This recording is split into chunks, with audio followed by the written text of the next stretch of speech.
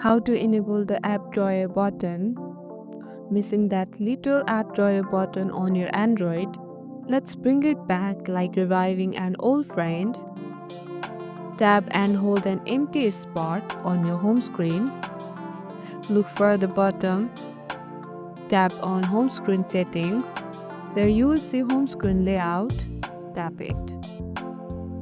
Inside there, you will see two options: home and app, home screen only.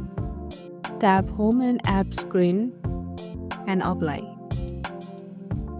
And just like that, little square with dot appear back on your home screen. And that's it. Do you like the drawer button or preferring swipe up? Comment below. You just brought the drawer button back from retirement. Nice work. Now your home screen is cleaner and your app are a tap away. If this helped, give it a like. Got another Android mystery? Drop in the comment. And hey, don't forget to subscribe for more snippy tutorial like this.